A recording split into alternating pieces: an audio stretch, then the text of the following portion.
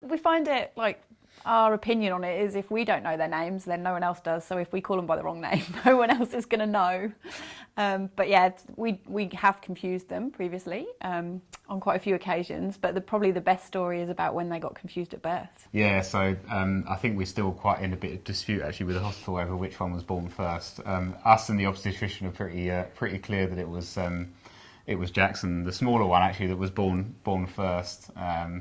But in the record books it says Cameron, so there seems to have been a bit of a mix-up by the midwives. But it was only 2 minutes apart, so we didn't think it made a major difference. So to the overall proceedings, apart from Cameron getting the first name, so maybe it did to to their actual names.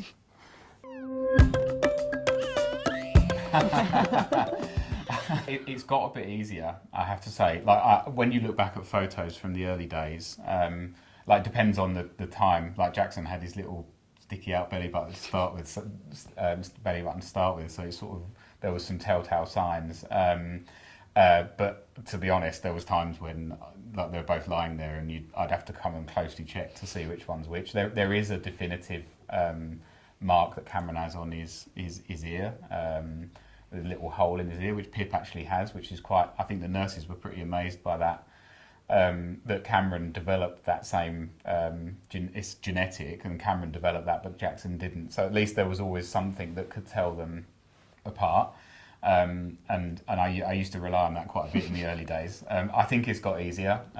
Like Cameron's a bit bigger than Jackson. I think their faces have sort of developed a bit differently. Jackson's got his cheeky dimples, hasn't he? So I think it's got easier to tell them apart.